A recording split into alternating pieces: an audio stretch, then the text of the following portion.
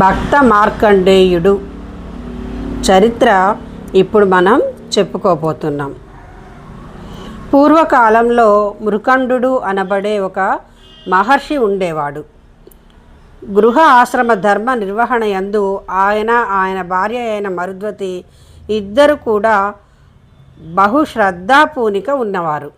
వీళ్ళిద్దరూ హిమాలయ పర్వత ప్రాంతంలో ఒక ఆశ్రమమును నిర్మితం చేసుకొని కట్టుకొని తల్లిదండ్రులతో శిష్యులతో అక్కడ నివసిస్తున్నారు. ఆవులన్నిటినీ చేరదీసి కాపాడుతూ ఆ ఆవు పాలతో శివార్చన చేస్తూ ఆయన ఈ లోకం నందు ప్రకాశిస్తున్నాడు.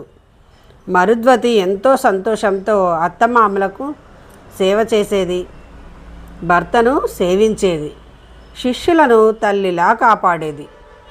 వాళ్ళిద్దరూ గృహాశ్రమ ధర్మంలో తమ జీవితమును పండించుకుని అందరికీ కామధేనువై కల్పవృక్షమై తమ జీవితమును నడుపుతున్నా వారికి బిడ్డలు కలుగలేదు. ఆ సాకుతో వారు శివార్చన మాత్రం మానలేదు. ఈశ్వరుడు ఇస్తాడనే పూనికతో వారు శివార్చన చేస్తున్నారు. శివుడు ఎప్పటికైనా తమకు పిల్లలను ఇస్తాడు అనే నమ్మకంతో శివుని అర్చన మాత్రం చేస్తూనే ఉన్నారు. ఇలా ఉండగా ఒకరోజు మృకండు బ్రహ్మ ఉండే అంతఃపుర ప్రదేశమునకు వెళ్ళి బ్రహ్మగారి సభలోనికి ప్రవేశించడం కోసం మిగిలిన ఋషులతో పాటుగా లోపలికి వెడుతున్నాడు. అప్పుడు ఆయనను అక్కడ ఉండే ద్వారపాలకులు మీరు వెళ్ళకూడదు అని అడ్డుకున్నారు. ఆయన ఆశ్చర్యపోయి నేను ఎందుకు వెళ్ళకూడదు అని ప్రశ్నించారు. మీకు సంతానం లేదు, అందువల్ల మీకు బ్రహ్మసభ ప్రవేశ అర్హత లేదు అన్నారు. మృకండుని అవమానించడం వారి ఉద్దేశం కాదు. శాస్త్రవాక్కు ఒకటి ఉన్నది, సంతానం లేకపోతే పితృరుణం తీరదు. ఎవరైనా వివాహం చేసుకోక బ్రహ్మచర్యంలోనే ఉండిపోతే ఇలాంటి బిడ్డలను కన్నారు కనుక ఆ బిడ్డల తల్లిదండ్రులను తిరగేసి చెట్లకు కట్టేస్తారు. దేవి భాగవతంలో దీనికి సంబంధించిన ఒక కథ కూడా ఉంది. అందుకే నేను పెళ్లి చేసుకోను అనరాదు, చేసుకుని తీరాలి. ఇక్కడ మృకండునికి పితృరుణం తీరలేదు, అది దోషం. మృకండ మహర్షి ధర్మ సూక్ష్మం తెలిసి ఉన్నవాడు. నాకు అనపత్య దోషం ఉంది అని మనస్సులో కొంచెం బాధపడుతూ అయ్యో నన్ను ఎందుకు ఈశ్వరుడు పితృరుణం నుంచి విముక్తిని చేయలేదు అని బెంగ పెట్టుకొని తిరిగి వచ్చేస్తున్నాడు. అదే సమయంలో వేరొక ప్రదేశంలో ఉండే మహర్షుల భార్యలు అక్కడి ప్రదేశంలో ఉండే తపోవనములను దర్శించడానికి కోసం వచ్చారు. వారు మరుద్వతిని చూసి చాలా సంతోషించి అమ్మ మేము చాలా దూర ప్రాంతం నుంచి ఇక్కడ ప్రదేశములను చూడటానికి వచ్చాము, మాకు కొంచెం దేవతార్చనకు అవకాశం ఇవ్వగలవా అని అడిగారు.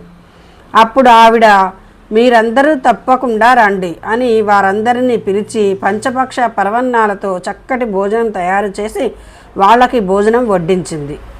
అప్పుడు వాళ్ళు అమ్మ అలా మేము ఒక్కళ్ళం భోజనం చేయము, మేము తల్లులమే కదా, నీ బిడ్డలను పిలువు, నీ బిడ్డలు కూడా ఇక్కడ కూర్చుంటే మేము నివేదన చేసుకొని స్వీకరిస్తూ తత్ప్రసాదమును వారి చేతిలో కూడా ఉంచుతాము, ఆ పిల్లలతో కలిసి తినాలని మాకు కోరికగా ఉంది, నీ బిడ్డలను పిలవవలసినది అన్నారు. అప్పుడు మరుద్వతి అమ్మ నేను తక్కువ నోములు నోచాను, నా నోములు ఫలించలేదు, నాకు బిడ్డలు లేరు, మీలాంటి తపస్వినులు మా ఇంటికి వచ్చి మా ఇంట్లో అన్నం తిన్న పుణ్యం చేత నా కడుపు పండుతుందని అనుకుంటున్నాను, దయచేసి స్వీకరించండి అంది. అప్పుడు వాళ్ళు అమ్మ ఏమీ అనుకోవద్దు, పురుషుడు పితృరుణం తీరడం కోసమే సంతానమును ఆపేక్షించే క్షేత్రముగా భార్యను స్వీకరిస్తున్నాడు. మీరు గృహాశ్రమంలో ఎందుకు ప్రవేశించారో తత్ఫలాన్ని ఇప్పటికీ పొందలేకపోయారు, కాబట్టి అలా బిడ్డలు లేని ఇంట మేము భోజనం చేయము అని చెప్పి వారు వెళ్ళిపోయారు. అప్పుడు మరుద్వతి ఎంతో బాధపడుతూ ఏడుస్తూ కూర్చుంది. ఆ సమయంలో మృకండ మహర్షి కూడా బాధపడుతూ ఇంటికి వచ్చాడు. ఆయన భార్యను నువ్వు ఎందుకు ఏడుస్తున్నావు అని అడిగాడు. జరిగిన విషయం చెప్పింది ఆవిడ. అప్పుడు ఆయన కన్నులు కూడా నీరు కారింది. సంతానం కలగకుండా గల దోషం పరిహరింపబడడం ఈశ్వరానుగ్రహంగా ఉంటుంది. ప్రత్యేకించి సుబ్రహ్మణ్య స్వామి అనుగ్రహం మీదనే వంశాభివృద్ధి ఆధారపడి ఉంటుందని శాస్త్రవాక్కు. అందుకే సుబ్రహ్మణ్య స్వామి ఆరాధన అంత గొప్పది. ఆయన పూజ తద్దోషమును పరిహరిస్తుంది. అప్పుడు భృకండు అన్నాడు, అయ్యయ్యో మరుద్వతి, ఏక కారణమునకు ఇద్దరము గురయ్యాము. దేవి, నువ్వు బాధపడకు, ఈశ్వరుడు ఉన్నాడు, నేను ఆయన గూర్చి తపస్సు చేస్తాను, బయలుదేరుతున్నాను అని తపస్సు చేసుకోవడం కోసమని బయలుదేరి ఒక మారేడు వనమునందు శివలింగమును ప్రతిష్ఠించి దానికి రోజు అర్చన చేస్తూ తపస్సు చేస్తున్నాడు. మరుద్వతి తపస్సు చేస్తున్న భర్త గారికి అన్నీ అందిస్తూ ఆయన క్షేమమును విచారిస్తూ తాను కూడా ఖాళీ సమయంలో పరమేశ్వరారాధన చేస్తోంది. వీరిద్దరూ ఇలా తపస్సు చేస్తున్న శంకరుడు ప్రత్యక్షం అవలేదు. నారద మహర్షి కైలాసమునకు వెళ్ళి శంకరుని చూసి, తండ్రి, నిన్ను నమ్మి ఆ దంపతులిద్దరూ తపస్సు చేస్తున్నారు, ఇలా పిలిస్తే అలా పలికేవాడివి, వారికి ఇంకా ఎన్నాళ్ళు పరీక్షిస్తావు అన్నాడు. శంకరుడు మహర్షికి ప్రత్యక్షమై నీకు 16 ఏళ్ల వయసు ఉండే కుమారుడు జన్మిస్తాడని వరమిచ్చాడు. కుమారుడు పుట్టాడు. మార్కండేయుడు అని పేరు పెట్టుకున్నారు ఆ దంపతులు. కుమారుడు కూడా పరమేశ్వర భక్తితో కాలం గడుపుతున్నాడు. ఇలా గడిపేస్తుండగా ఒకరోజు నారద మహర్షి అక్కడికి వచ్చాడు. భృకండు దంపతులు మహర్షికి ఆర్ఘ్యపాద్యాదులు సమర్పించారు. నారదుడు భృకండునితో, భృకండ, నీకు ఒక్క విషయం జ్ఞాపకం ఉందా? ఈ పిల్లవానికి 15వ సంవత్సరం వెళ్ళి 16వ సంవత్సరం వచ్చింది. అది కూడా కొద్ది రోజులలో అయిపోబోతుంది. ఆనాడే ఉపద్రవం కూడా వచ్చేస్తుంది. ఇలాంటి పిల్లవాడికి ఏదైనా జరగరానిది జరిగితే మీరు తట్టుకోగలరా? ఆ పిల్లవాడి ఆయుర్దాయం అయిపోతోంది కదా అన్నాడు. నారదుడు ఈ మాటలు చెప్పగానే మరుద్వతి ఏడుస్తోంది. ఇంత తపోనిష్టాగరిష్ఠుడైన భృకండు కూడా దుఃఖమును ఓర్చుకోలేక క్రిందపడి దొర్లి ఏడుస్తున్నాడు. ఇంతలో మార్కండేయుడు గబగబా లోపలికి వచ్చి, మీరు ఎందుకు ఏడుస్తున్నారు అన్నాడు. వాళ్ళు ఉన్న సత్యమును ఏరుకలో పెట్టారు, అంటే ఆయనకు తెలియజేశారు. పిల్లవాడు మాత్రం ఏ విచారము లేకుండా నవ్వుతూ నిలబడి ఉన్నాడు. అప్పుడు నారదుడు వాడి భక్తి, వాడి విశ్వాసం, వాడి ధృతి, వాడి ధైర్యం చూశారా? మీరు ఏ తపస్సు చేస్తే వాడు పుట్టాడో ఇప్పుడు వాడే తపించగల శక్తితో ఉన్నాడు. వాడే శివుడున్నాడు, రక్షించి తీరుతాడనే పూనికతో ఉన్నాడు. కాబట్టి మీరు కూడా శివార్చనను పెంచండి, తపస్సు మొదలుపెట్టండి. మొట్టమొదట వీనిని హిమాలయ పర్వత ప్రాంతమునకు పంపించి వీనిని అక్కడ కూర్చోబెట్టి తపస్సు చేయమని చెప్పండి. ఏ శంకరుడు వీనిని ఇచ్చాడో ఆ శంకరుడే వీడిని రక్షిస్తాడో రక్షించడో తేలిపోతుంది. పిల్లాడిని పంపండి అన్నాడు. అప్పుడు మార్కండేయుడు, నన్ను అనుమతించండి, నేను దీర్ఘాయుష్మంతుడు నవ్వాలని ఆశీర్వచనం చేయండి. శంకరుని గూర్చి తపస్సు చేస్తాను, నాకు ఆ మహానుభావుడు సిద్ధిని ఇస్తాడు, మీరేమీ బెంగ పెట్టుకోకండి అని చెప్పి పిల్లవాడు వెళ్ళిపోయాడు. అలా వెళ్ళి హిమాలయ పర్వతమందు ఒక శివలింగమును తయారు చేసి దానికి చిన్న దేవాలయం లాంటిది నిర్మించి అక్కడ కూర్చొని తపస్సు మొదలుపెట్టాడు. సమయం ఆసన్నమైంది. అక్కడ యమలోకంలో యమధర్మరాజు దూతలను పిలిచి మార్కండేయుడిని పాశముల చేత బంధించి ఈ లోకమునకు చేర్చండి అని చెప్పాడు. యమదూతలు వెళ్ళి పాశం వేయడానికి భయం వేసి యమలోకానికి తిరిగి వెళ్ళిపోయారు. అప్పుడు యమధర్మరాజుకు ఎక్కడ లేని కోపం వచ్చి, నేను బయలుదేరి వెడతాను, నాకు ఏ మగాడు అడ్డు వస్తాడో చూస్తాను అని బయలుదేరుతుండగా నారదుడు ఎదురు వచ్చాడు. మహర్షికి నమస్కారం చేశాడు యమధర్మరాజు. అప్పుడు నారదుడు, ఎందుకయ్యా పంతాలు పట్టింపులు, వాళ్ళకి ఉన్నది ఒక్కగానొక్క పిల్లాడు, మహర్షి కదా, పుత్రభిక్ష పెట్టినవాడవు అవుతావు కదా అన్నాడు. నారదుడు ఇలా అనేసరికి యమధర్మరాజుకి కోపం వచ్చి ప్రాణములు తీసి తీరుతాను అని దేవాలయం దగ్గరకు వెళ్ళాడు.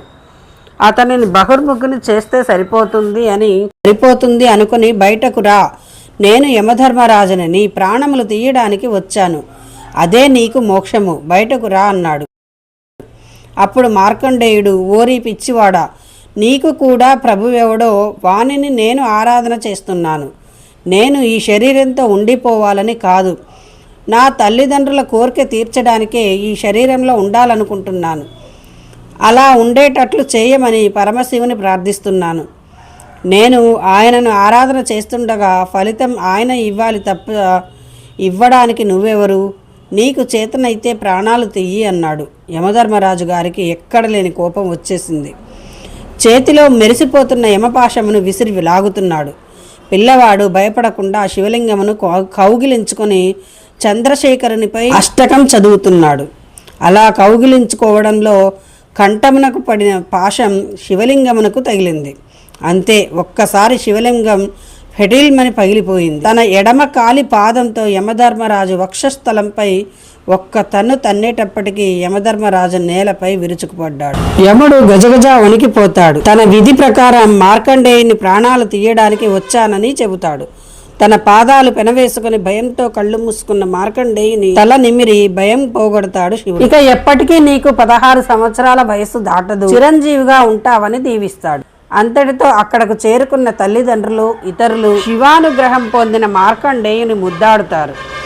ఈశ్వరుని కృపకు కృతజ్ఞతలు అర్పిస్తారు. తపస్సమాధిలో మునిగి ఉన్న మార్కండేయుడు యముని వాహనం యొక్క రంకె వినిపించి కళ్ళు తెరుస్తాడు. ఎదురుగా ఉగ్రరూపంతో కనిపించిన కాలయముని చూసి భయంతో శివలింగాన్ని కౌగిలించుకుంటాడు. విడవకుండా శివపంచాక్షరిని జపిస్తూ ఉంటాడు. ఆలస్యం భరించలేని యముడు తన పాశాన్ని మార్కండేయునిపై విసురుతాడు. ఒక్కసారిగా దానిని పట్టి లాగుతాడు. అయితే శివలింగాన్ని గట్టిగా వాటేసుకున్న మార్కండేయుడితో పాటు శివలింగాన్ని కూడా పాశం లాగుతుంది. దిక్కులు పిక్కటిల్లేలా పెద్ద ధ్వనితో ఆ శివలింగం విచ్చుకుని ఈశ్వరుడు కోపంతో యముడి వైపు చూస్తాడు.